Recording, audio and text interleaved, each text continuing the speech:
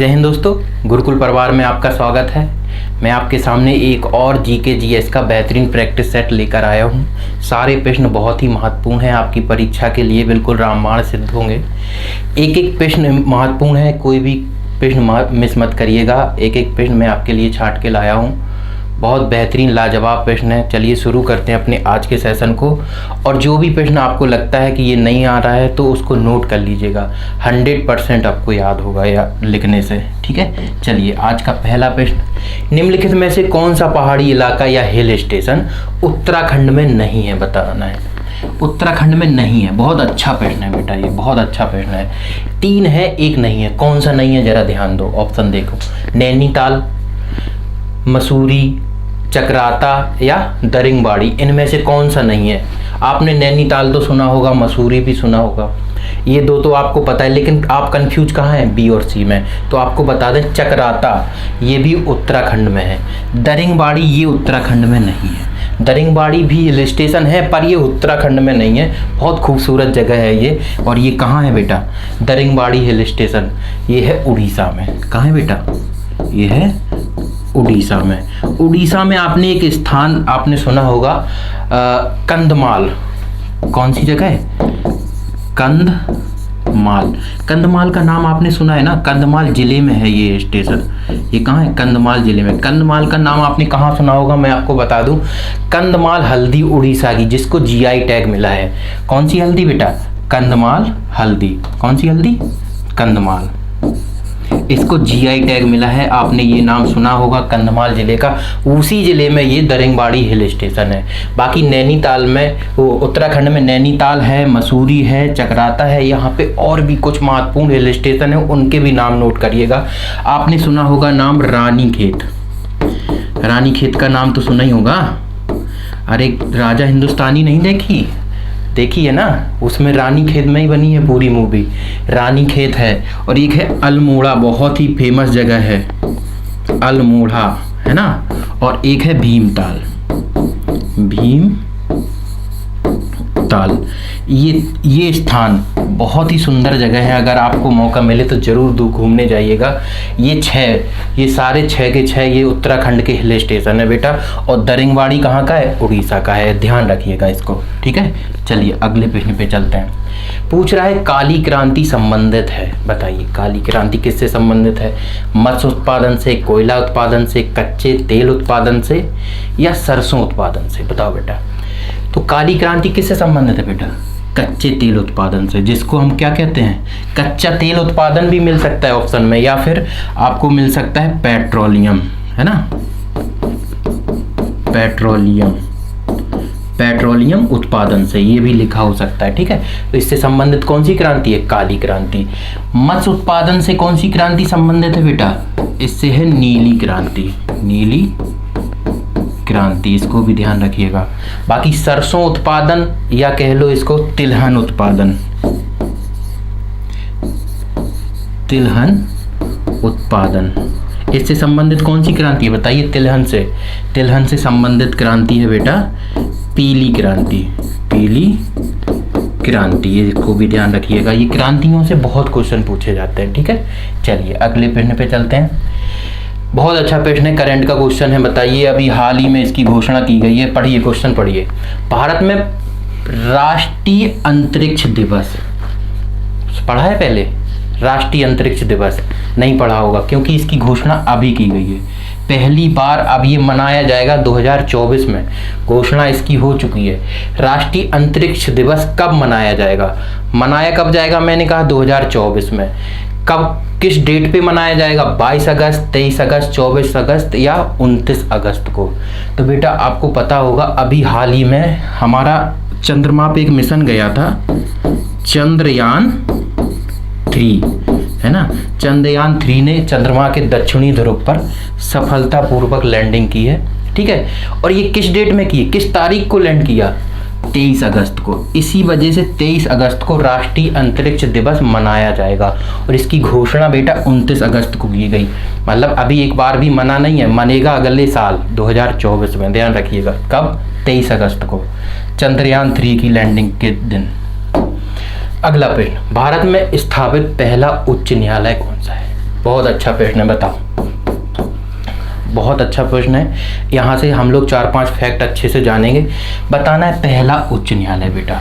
तो पहला उच्च न्यायालय बना था भारत का 1962 में, लेकिन 1962 में ही 3 उच्च न्यायालय की स्थापना हुई थी।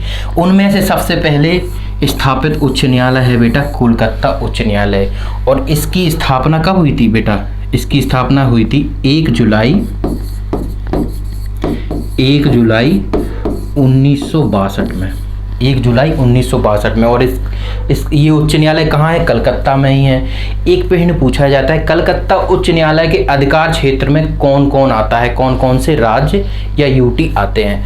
तो देखो बेटा, कलकत्ता उच्च न्यायालय के अधिकार क्षेत्र में पहले तो आता है बेटा, सबसे पहले पश्चिम बंगाल, है ना, पश्चिम बंगाल की राजधानी है।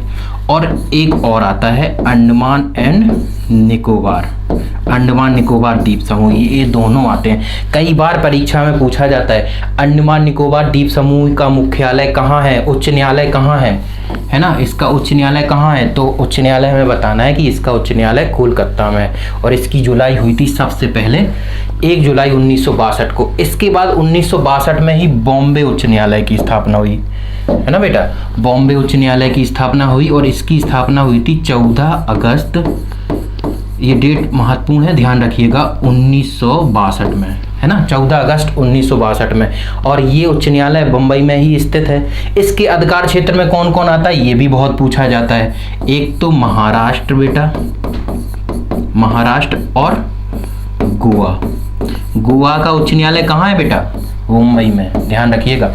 महाराष्ट्र और गोवा बॉम्बे उच्च न्यायालय के अंतर्गत आते हैं। और एक प्रश्न पूछा जाता है बेटा मद्रास, मद्रास इसके एक दिन बाद, जस्ट एक दिन बाद, यानी कि 15 अगस्त 1962 में मद्रास उच्च न्यायालय की स्थापना हुई थी। 1962 है बेटा, 1962 में मद्रास उच्च न्यायालय की स्थापना हुई थी। और इसके अधिकार क्षेत्र में कौन कौन आता है बेटा? एक तो तमिलनाडु, और दूसरा कौन सा आता है? दूसरा आता है केंद्र शासित प्रदेश है हमारा पुडुचेरी। ये दोनों किसके? मद्रास उच्च न्यायालय के अधिकार क्षेत्र में आता है। और इसका उच्च न्यायालय पूछा जाए तो कहाँ बताएंगे हम? चेन्नई में, चेन्नई में, है ना, उच्च न्यायालय कहाँ है? चेन्नई में। बाकी दिल्ली उच्च न्यायालय की अगर हम बात करें बेटा, दिल्ली उच्च न्यायालय, तो दिल्ली उच्च न्यायालय की स्थापना कब हुई थी? ये हुई थी 1966 में, है ना, 1966 में 31 अक्टूबर को, 31 अक्टूबर बेटा, अक्टूबर, ये भी ध्यान रखना, ठीक है। इसके लिए इतना महत्वपूर्ण है, बहुत अच्छे फैक्ट हैं, जरूर पूछा जाता है परीक्षा में। चलिए अगला प्रश्न देखते हैं। भारत छोड़ो आंदोलन के समय इंग्लैंड का प्रधानमंत्री कौन था? बताओ बेटा, इंग्लैंड का प्रधानमंत्री। अच्छा, भारत छोड़ो आंदोलन हुआ कब था? पहले तो आप ये बताइए। भारत छोड़ो आंदोलन हुआ था बेटा 8 अगस्त 1942 में, है ना, 8 अगस्त 1942 में। इसी को क्या कहते हैं बेटा? इसी को अगस्त क्रांति भी कहते हैं, अगस्त क्रांति भी कहा जाता है, ठीक है, इसको भी ध्यान रखिएगा। अगस्त क्रांति इसी को कहा जाता है।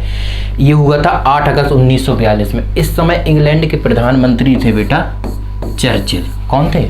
चर्चिल। क्योंकि चर्चिल का कार्यकाल कितना है? चर्चिल का कार्यकाल है 1940 से 45 तक, 1940 से 1945 तक। इसी बीच में अगस्त क्रांति या भारत छोड़ो आंदोलन हुआ था, ठीक है। तो सही जवाब हमारा क्या हो जाएगा? Option B. अगला प्रश्न देखते हैं। मुजफ्फरपुर में किंग्सफोर्ड की हत्या का प्रयास कब किया गया था? बताइए। मुजफ्फरपुर में किंग्सफोर्ड की गाड़ी पर बम फेंका गया था। किसने फेंका था बेटा? क्रांतिकारी कौन है? एक तो है प्रफुल्ल चाकी, है ना, प्रफुल्ल चाकी। और दूसरे हैं, एक कौन है? खुदीराम बोस, खुदीराम बोस। इन दोनों ने क्या किया? खुदीराम बोस और प्रफुल्ल चाकी ने, जो किंग्सफोर्ड थे, ये जा रहे होंगे तो इनकी गाड़ी पे बम फेंकने की कोशिश की। लेकिन हुआ क्या? इनकी गाड़ी पे बम ना गिर के इनके पीछे वाली गाड़ी पे बम गिरा। और उस गाड़ी में इनकी पत्नी और इनकी बेटी दोनों थे। वो दोनों उन दोनों को, वो दोनों खत्म हो गए है ना, उनकी हत्या हो गई। इस घटना के बाद प्रफुल्ल चाकी तो जो थे उनको गिरफ्तार करके फांसी दे दी गई, है ना, इनको गिरफ्तार करके फांसी दे दी गई। और खुदीराम बोस ने क्या किया था बेटा, आत्महत्या कर ली थी, है ना, आत्महत्या। इनकी पत्नी और बेटी मारी गई थी किंग्सफोर्ड की, किंग्सफोर्ड बच गए थे। और ये घटना हुई थी 1908 में बेटा। कब हुई थी? 1908 में। कहाँ पे? मुजफ्फरपुर में। और मुजफ्फरपुर ये कहाँ है बेटा, ये भी ध्यान रखना, पूछा जाए तो ये है बिहार में, है ना, बिहार में है मुजफ्फरपुर। आगे चलते हैं।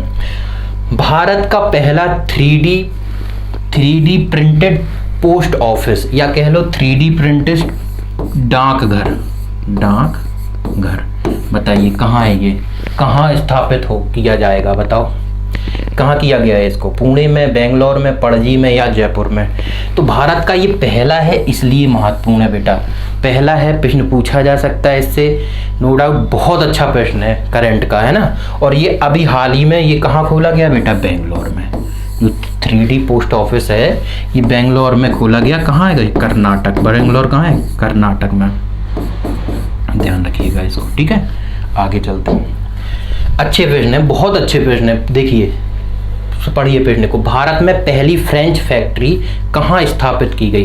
फ्रेंच मतलब फ्रांसीसियों ने जो फैक्ट्री लगाई थी, बताना है पहले कहाँ लगाई थी। सूरत में, पुडुचेरी में, चंदन नागौर में या मसूलीपट्टनम में? तो जो फ्रेंचों ने पहली फैक्ट्री लगाई थी बेटा, ये लगाई थी कहाँ पे? सूरत में। एक तो फ्रेंच फैक्ट्री पूछता है, एक पूछता है पुर्तगालियों की, है ना,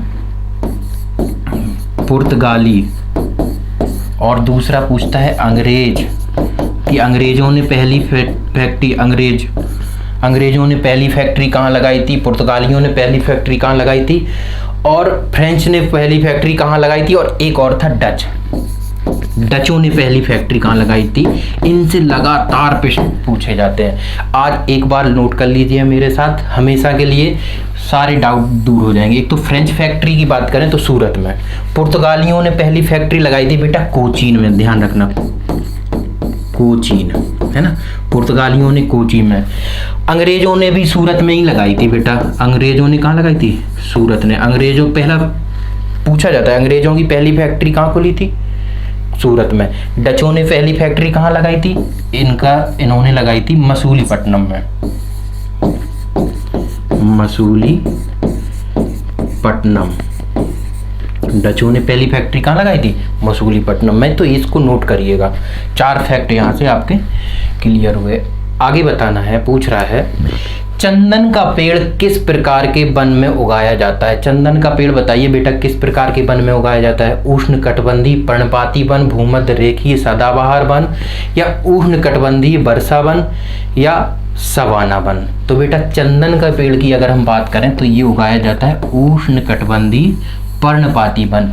इन्हीं वन को हम क्या कहते हैं? मानसूनी वन, है ना। इन्हीं वन को क्या कहते हैं?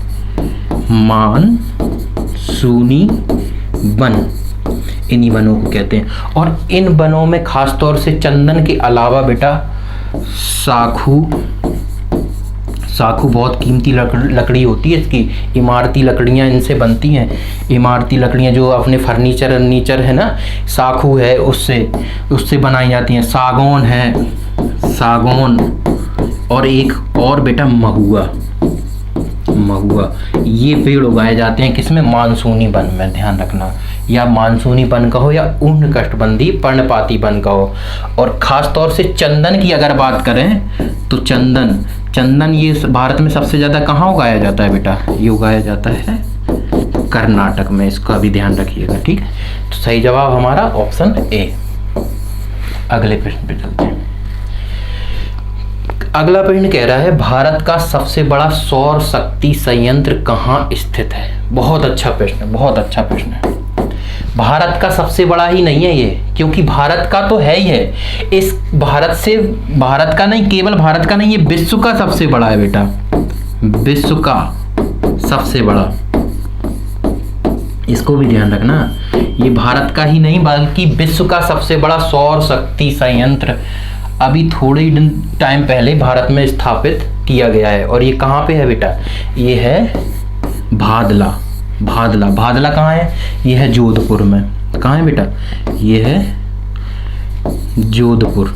जोधपुर कहाँ है बेटा? राजस्थान में। राजस्थान। अच्छा, जब ये स्थापित नहीं हुआ था, इससे पहले भारत का सबसे बड़ा सौर शक्ति संयंत्र कौन था बेटा? इससे पहले भारत का था कौन सा? माधापुर। और ये कहाँ है? भुज में। ये भी ध्यान रखना, पूछा जा सकता है। माधापुर सौर शक्ति संयंत्र कहाँ है? भुज। भुज कहाँ है? गुजरात में। भुज कहाँ है? गुजरात में। ये भी ध्यान रखिएगा, ठीक है।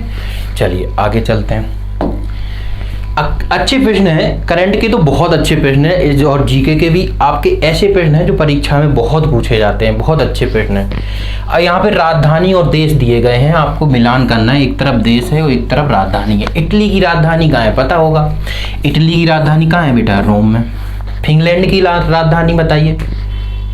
फिनलैंड की राजधानी है हेलेंस्की, है ना। कनाडा की राजधानी ओटावा है बेटा। और यूक्रेन की तो बहुत फेमस ही है इस टाइम, यूक्रेन बहुत चर्चा में भी है। यूक्रेन की राजधानी क्या है बेटा? कीव है। तो पहले का दूसरा, बी का तीसरा, सी का चौथा, यानी कि 2 3 4।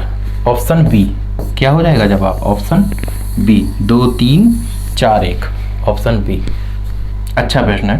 राजधानियों से एक प्रश्न पूछा ही जाता है, चाहे यूपी पुलिस का एग्जाम हो या पैट का एग्जाम हो, दोनों में पूछा जाता है।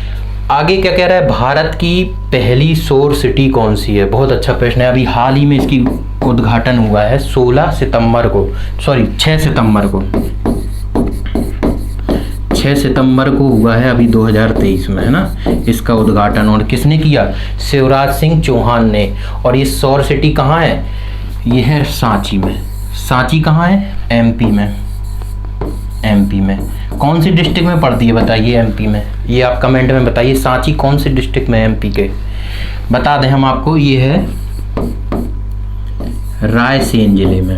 रायसेन जिले में, ये भी ध्यान रखिएगा, ठीक है। चलिए आगे चलते हैं।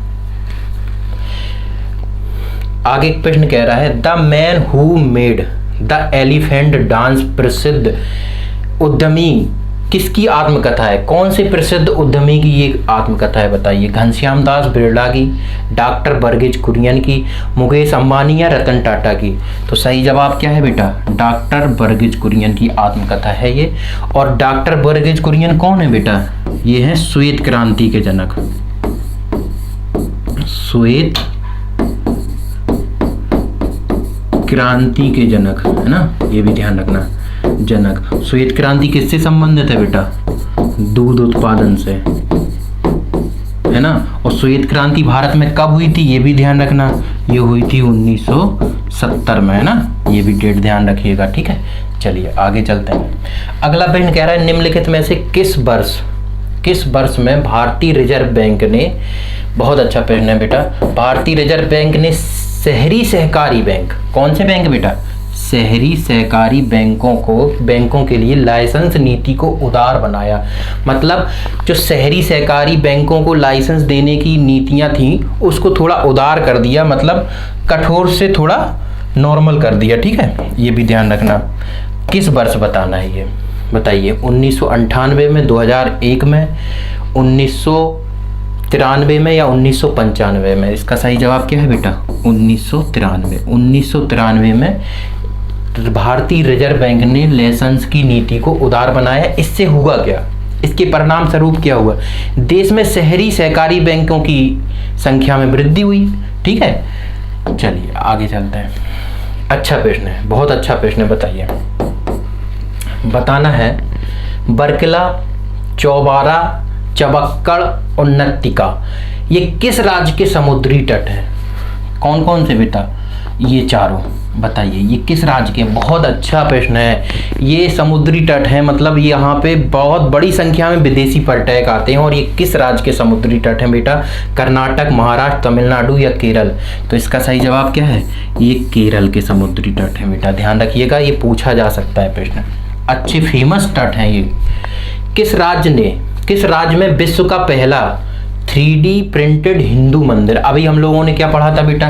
3D प्रिंटेड डाकघर पढ़ा था। यहाँ पे क्या है? 3D प्रिंटेड हिंदू मंदिर है। बताइए ये किस राज्य में अभी बनाया जा रहा है? ध्यान देना बेटा, ये जो 3D प्रिंटेड मंदिर है ये बन रहा है सिद्धपीठ में। सिद्धिपेट जगह है। सिद्धिपेट जगह ये कहाँ है बेटा? ये है जगह तेलंगाना में। कहाँ है जगह? ये तेलंगाना में है, इसको भी ध्यान रखना। अच्छा प्रश्न है करंट का, अभी हाल ही में इसको बनाने की घोषणा की गई है। भारत राष्ट्रीय विकास परिषद का गठन कब हुआ था? 1950, 1952, 1954। बताओ कब हुआ था बेटा, बताइए कब हुआ था राष्ट्रीय विकास परिषद का गठन? तो राष्ट्रीय विकास परिषद का गठन हुआ था बेटा 1952 में। 1952 में 6 अगस्त को, 6 अगस्त 1952 को। राष्ट्रीय विकास परिषद का कार्य क्या होता है बेटा, और इसके अध्यक्ष कौन होते हैं, आप ये बताइए, कमेंट में बताइए आप इसके अध्यक्ष कौन होता है। इसका कार्य क्या होता है? कार्य हम बताते हैं, जो देश के विकास के लिए जो नीतियां बनाई जाती हैं, देश के विकास के लिए कुछ जो नीतियां बनाई जाती हैं ना, उन्हीं नीतियों की समीक्षा करता है राष्ट्रीय विकास परिषद। जैसे पहले योजना आयोग था, है ना, तो जो भी योजना आयोग नीति बनाता था उसकी समीक्षा करता था राष्ट्रीय विकास परिषद कि ये जो नीति तुमने बनाई है। अब योजना आयोग की जगह पे कौन है? नीति आयोग है। नीति आयोग कह लो, नीति आयोग की जो नीतियां होंगी कि राष्ट्र के विकास के लिए हम ये नीति बनाए हैं, तो उन नीतियों को पहले राष्ट्रीय विकास परिषद उसकी समीक्षा करेगा कि आपने जो नीतियां बनाई हैं वास्तव में ये देश के हितकर हैं या देश के हित में हैं या नहीं, इसकी समीक्षा करेगा राष्ट्रीय विकास परिषद। और जब ये समीक्षा करने के बाद मानेगा कि हाँ, और इसको लगेगा कि हाँ ये राष्ट्र के विकास के पक्ष में है ये नीति, तब ये मंजूरी देगा और आगे उसको फॉलो किया जाएगा। इसके अध्यक्ष कौन होते हैं बेटा? इसके अध्यक्ष होते हैं प्रधानमंत्री। ये भी ध्यान रखना, इसके अध्यक्ष कौन होता है? प्रधानमंत्री। चलिए आगे चलते हैं। आगे कह रहा है निम्नलिखित में से किस बीमारी को 3D की बीमारी के नाम से भी जाना जाता है? 3D की बीमारी बेटा, है ना, इसमें कौन कौन सी बीमारियां? एक तो डेमेशिया, है ना, डेमेशिया, दूसरा है डायरिया और तीसरा है डर्मेटाइटिस। ये 3 बीमारियों। डेमेशिया कौन सी बीमारी होती है? ये होती है मनोभ्रम से संबंधित मानसिक रोग की बीमारी होती है। डायरिया ये लीवर से संबंधित होती है, इसमें दस्त लगते हैं ना। और डर्मेटाइटिस ये होती है त्वचा से संबंधित बीमारी। ये तीनों बीमारी एक ही बीमारी में होती हैं और वो बीमारी का नाम है क्या बेटा? पेलाग्रा। और पेलाग्रा किसकी कमी से होता है? तो ध्यान रखना, विटामिन, बहुत खतरनाक बीमारी होती है विटामिन 3 की कमी से, जिसको हम क्या कहते हैं? विटामिन सी को, विटामिन B3 को, इसको नियासिन भी कहते हैं, नियासिन भी कहा जाता है, ये भी ध्यान रखिएगा, ठीक है। चलिए अगला प्रश्न देखते हैं। अच्छे प्रश्न है ना, ऐसे ही आप हमारे साथ जुड़े रहिए, हम आपकी बहुत बेहतरीन प्रैक्टिस कराएंगे, ठीक है। चलिए अगला प्रश्न बताइए, केंद्र राज्य संबंध किस अनुसूची में है? 7वीं, 8वीं, 6वीं या 9वीं? तो केंद्र राज्य संबंध बेटा ये है 7वीं अनुसूची में। कौन सी अनुसूची है? 7वीं अनुसूची है। 7वीं अनुसूची में क्या दिया गया है? केंद्र और राज्य के बीच शक्तियों का विभाजन दिया गया है। इसके तहत 3 सूची बनाई गई हैं। इस अनुसूची के तहत 3 सूची हैं। एक तो है संघ सूची, संघ सूची बेटा ध्यान रखना। एक है राज्य सूची, राज्य सूची, ये भी ध्यान रखना। और तीसरी है बेटा समवर्ती, समवर्ती सूची। इन तीनों सूचियों में जैसे संघ सूची है, इसमें वो विषय रखे गए जिस पे केवल केंद्र सरकार कानून बनाएगी। राज्य सूची में राज्य सरकार कानून बनाती है। जो समवर्ती सूची होती है ना बेटा, इसमें केंद्र सरकार और राज्य सरकार दोनों कानून बनाती हैं। लेकिन अगर मतभेद होता है, केंद्र सरकार के कानून बनाने में और राज्य सरकार के कानून बनाने में अगर विरोध होता है, तो मान्य किसकी होगी? मान होगी यहाँ पे केंद्र सरकार की, ठीक है, ये भी ध्यान रखिएगा। बाकी जो 8वीं अनुसूची है, इसमें क्या दिया गया है बेटा? 22 भाषाओं का उल्लेख है इसमें। 22 भाषा, जो संविधान में 22 भाषा है ना, वो 8वीं अनुसूची में है। 6ठी अनुसूची बहुत महत्वपूर्ण है आपके लिए। 6ठी अनुसूची है जो, ये बहुत महत्वपूर्ण है, इसको ध्यान रखिएगा। 6ठी अनुसूची में बेटा एक तो असम, ये कई बार परीक्षा में पूछी जाती है। असम, मेघालय, है ना, और त्रिपुरा और एक राज्य है बेटा मिजोरम। इन चारों राज्यों के जो जनजातीय क्षेत्र है ना, इनके प्रशासन का प्रावधान है छठी अनुसूची में, ध्यान रखना। बाकी 9वीं अनुसूची में क्या है, इसमें 9वीं में देखो, 9वीं में क्या है बेटा, 9वीं में ऐसे विषयों को रखा गया है जिनको लेकर हम कोर्ट नहीं जा सकते। मतलब जैसे भूमि अधिग्रहण का मामला है, जैसे हम यहाँ लिख सकते हैं भूमि अधिग्रहण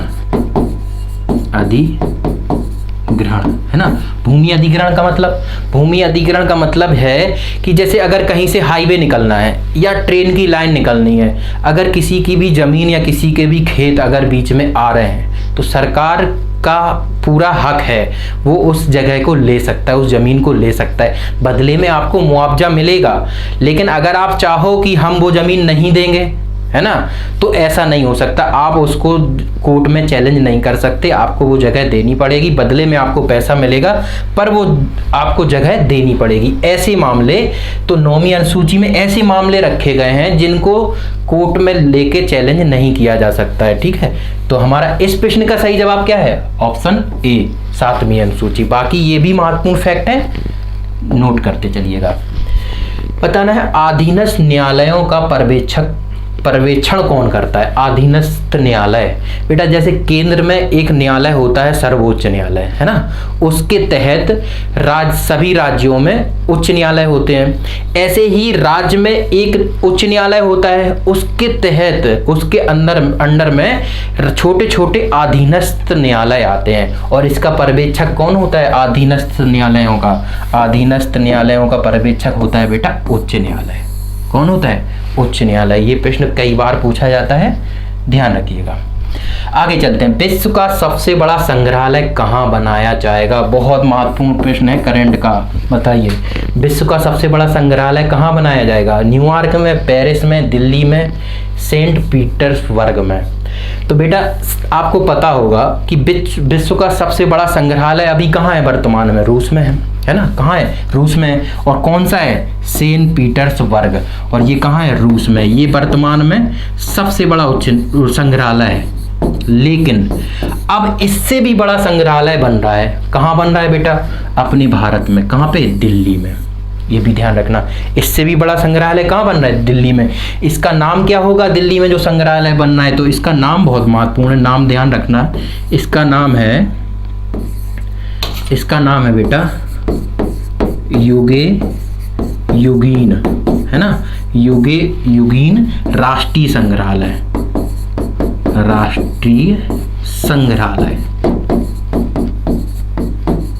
इसको ध्यान रखिएगा, है ना। इसका नाम क्या है, युगीन राष्ट्रीय संग्रहालय, जो कि विश्व का सबसे बड़ा संग्रहालय होगा, और ये बन रहा है दिल्ली में। ध्यान रखना, बहुत अच्छा प्रश्न है। स्वराज पार्टी का गठन किसकी असफलता के बाद हुआ बेटा। स्वराज पार्टी का गठन हुआ कब था, बताइए। स्वराज पार्टी का गठन हुआ था 1923 ईस्वी में, है ना, 1923 ईस्वी में। इसका गठन किसने किया था बेटा, इसका गठन किया था बेटा चित्तरंजन दास और मोतीलाल नेहरू। इसमें चित्तरंजन दास पूछा जाता है। इस पार्टी में चित्तरंजन दास कौन थे, चित्तरंजन दास बेटा इस पार्टी के अध्यक्ष थे, कई बार परीक्षा में पूछा गया। और मोतीलाल नेहरू कौन थे बेटा, ये थे महासचिव।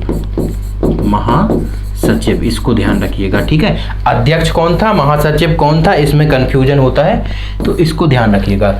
बाकी इसकी स्थापना हुई थी 1923 में, और ये किसकी असफलता के बाद, तो बेटा असहयोग आंदोलन की असफलता के बाद, जो कि कब असफल हुआ था, 1922 में। इसको समाप्त कर दिया गया था। क्यों समाप्त किया गया था, चौरी चौरा कांड हुआ था जो, है ना, इस वजह से 1922 में इसको समाप्त कर दिया गया था। इस वजह से इन लोगों ने काफ़ी मेहनत की थी इस आंदोलन में, तो महात्मा गांधी ने अचानक उसको समाप्त कर दिया। तो इन लोगों ने कहा कि मतलब इतनी मेहनत सब बेकार चली गई, तो इन्होंने अपनी एक अलग पार्टी, कौन सी पार्टी, स्वराज पार्टी का गठन किया था। उस टाइम महात्मा गांधी से थोड़ा रुष्ट हो गए। आगे देखिए कौन सा प्रश्न है, कह रहा है निम्नलिखित में से 1935 के अधिनियम के बारे में कहा था, एक कार जिसमें ब्रेक तो हैं, है ना, ब्रेक तो हैं पर इंजन नहीं, बताइए ये किसने स्टेटमेंट दिया था, ये किसने कहा था 1935 के अधिनियम को? बहुत अच्छा प्रश्न है, बहुत अच्छा प्रश्न है बेटा। 1935 के अधिनियम को ये कहा था बेटा किसने? पंडित जवाहरलाल नेहरू ने, सी राजगोपालाचारी ने, या महात्मा गांधी ने, या एस.सी. बोस ने? तो ये स्टेटमेंट है बेटा जवाहरलाल नेहरू का, काफ़ी प्रसिद्ध है ये स्टेटमेंट और बहुत बार परीक्षा में पूछा जाता है, तो ध्यान रखिएगा। आपने अगर इससे पहले अगर ये प्रश्न पढ़ा है तो बहुत अच्छी बात है, नहीं पढ़ा होगा लगभग 90% लोगों के लिए ये प्रश्न नया होगा। आगे देखिए क्या कह रहा है। हिंदुस्तान सोशलिस्ट रिपब्लिक एसोसिएशन मतलब HSRA बड़ा फेमस संगठन है। बताइए आप में से कितनों को पता है इस संगठन का, इस एसोसिएशन की स्थापना या गठन कब हुआ था बताओ, और किसने किया था? इस संगठन का गठन हुआ था बेटा 1928 में। कहाँ पे हुआ था तो ये भी पूछा जाता है, तो बताना दिल्ली में, है ना, दिल्ली, ठीक है। अच्छा अब बताइए अगर ये दिल्ली में हुआ है तो किसने इसकी स्थापना की, किस जगह हुआ? एक प्रश्न और पूछा जाता है, दिल्ली में ये हुआ था बेटा फिरोज शाह कोटला मैदान में। फिरोज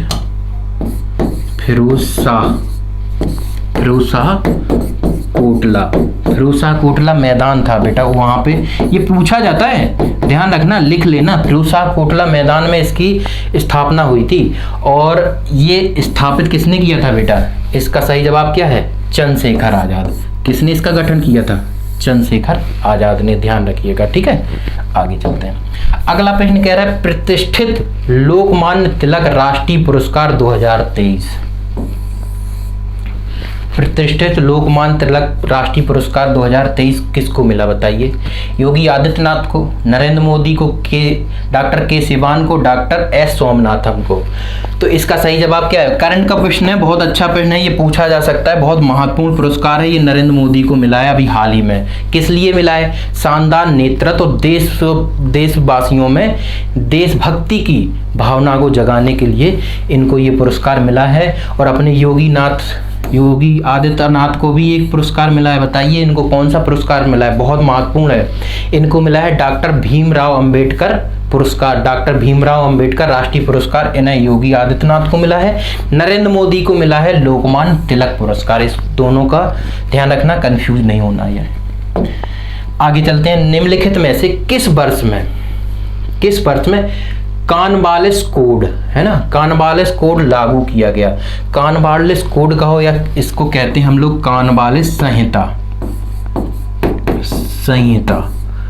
ये इससे प्रश्न कई बार पूछा गया है बेटा, इसलिए हमने यहाँ पे रखा है। बताना है किस वर्ष हुआ था? 1793 में, 1857 में, 1727 में, 1805 में? तो इसका सही जवाब है बेटा 1793। इसकी डेट ध्यान रखना। इसमें हुआ क्या था ये समझने वाली बात है। इसमें क्या हुआ था कि इन्होंने शक्तियों का पृथकीकरण किया गया था और इस कोड या इस संहिता के माध्यम से इन्होंने 2 नए विभाग बनाए थे। इन्होंने पहले जो दोनों विभाग एक में ज्वाइंट थे, फिर इन्होंने इस संहिता के माध्यम से 2 अलग अलग कर दिया था। एक तो कर विभाग, कौन सा बेटा? कर विभाग, और दूसरा प्रशासनिक, है ना, दूसरा प्रशासनिक विभाग। ये पहले दोनों एक ही जगह थे, इनको अलग अलग कर दिया था इस वर्ष इस कॉर्नवालिस संहिता के माध्यम से, और जो कि 1793 में लागू हुई थी बेटा। आगे चलते हैं। हड़प्पा स्थलों के निम्नलिखित स्थलों में, हड़प्पा सभ्यता के निम्नलिखित स्थलों में कौन सा पाकिस्तान में स्थित नहीं है? कौन सा स्थल है जो बताओ बेटा पाकिस्तान में नहीं है? मतलब इनमें से 3 है और एक नहीं है। कौन कौन से? सुरकोतोई, कोटा दीजी, बालाकोट या चन्नू दड़ो। बताओ इनमें से पाकिस्तान में कौन सा नहीं है बेटा? पाकिस्तान में सुरकोतोई नहीं है। क्योंकि ये पाकिस्तान में नहीं है, इसलिए क्योंकि ये अफगानिस्तान में है। ये कहाँ है बेटा? अफगानिस्तान में, ध्यान रखना है ना, ये अफगानिस्तान में। बाकी ये तीनों कहाँ है? ये तीनों पाकिस्तान में है। ये प्रश्न पूछा जा चुका है, ध्यान रखिएगा। आगे चलते हैं। आगे कह रहा है जुलाई 2023 में शुरू की गई मेरा गांव मेरी धरोहर परियोजना का मुख्य उद्देश्य भारत में कितने गांवों को सांस्कृतिक मानचित्र करना है, सांस्कृतिक मानचित्र करना है। बताइए कितने गांवों को इस योजना के तहत भारत के कितने गांवों को चुना गया है, बताओ बेटा। ये अच्छा प्रश्न है ना। कौन सी योजना है? मेरा गांव मेरी धरोहर। इस योजना के तहत कितने गांवों को चुना गया? ध्यान रखना, ये प्रश्न पूछा जा सकता है। इस योजना के तहत बेटा चुने गए 6.5 लाख गांव। सीधा यही फैक्ट पूछा जाएगा आपके परीक्षा में। 6.5 लाख गांव चुने गए इस योजना के तहत। ठीक है, आगे चलते हैं। अगला प्रश्न कह रहे शिवाजी का जन्म कब हुआ था और उन्होंने छत्रपति की उपाधि कब धारण की थी? तो बताइए शिवाजी के लिए शिवाजी का जन्म कब हुआ था? सबको पता है शिवाजी का जन्म हुआ था 1627 ईस्वी में। कहाँ हुआ था बेटा? तो इनका जन्म हुआ था शिवनेर के किले में, है ना। शिवनेर के किले में ये पूछा जाता है कहाँ पे हुआ था, किस किले में हुआ था, तो ध्यान रखना शिवनेर के किले में। इसके बाद इन्होंने 1674 ईस्वी में इनका क्या हुआ बेटा? राज्य अभिषेक हुआ है ना। राज्य अभिषेक होने के बाद इन्होंने बेटा छत्रपति की उपाधि धारण की। इन्होंने छत्रपति की उपाधि धारण की, इसको भी ध्यान रखिएगा। ठीक है, तो सही जवाब हमारा क्या हो जाएगा? 1627 और 1674। कौन सा ऑप्शन होगा? ऑप्शन डी, 1627 और 1674। ध्यान रखना। आगे चलते हैं। बहुत अच्छा प्रश्न है, बताओ बेटा।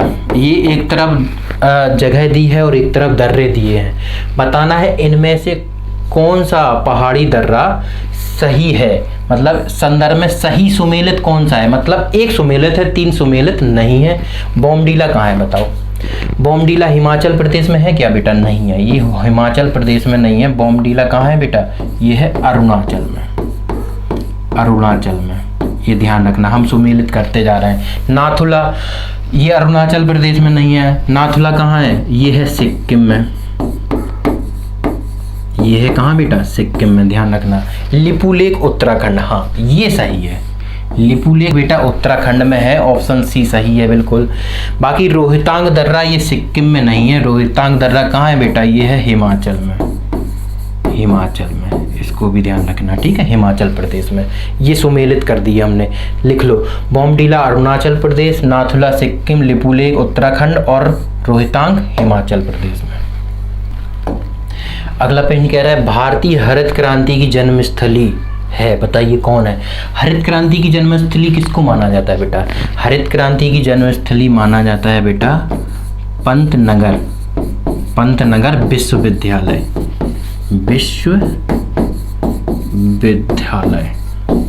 और ये कहाँ है बेटा? ये है उत्तराखंड में।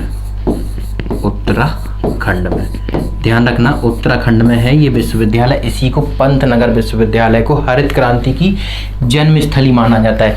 लेकिन एक प्रश्न आपसे अभी हमने हाल ही में कुछ कराए हैं प्रैक्टिस सेट, उसमें एक में पूछा गया था कि हरित क्रांति के लिए कौन सा स्थान चुना गया था। इनमें अंतर है बेटा। एक तो हरित क्रांति की जन्मस्थली पूछी जाए तो हम कहेंगे पंतनगर कृषि विश्वविद्यालय, लेकिन हरित क्रांति के लिए कौन सा क्षेत्र चुना गया था? तो क्षेत्र चुना गया था बेटा, इसका ध्यान रखना, पंजाब है ना। लेकिन विश्वविद्यालय की बात करें तो पंतनगर विश्वविद्यालय उत्तराखंड आएगा, लेकिन क्षेत्र चुना गया था पंजाब। दोनों अलग अलग आंसर होंगे, इसको ध्यान रखना।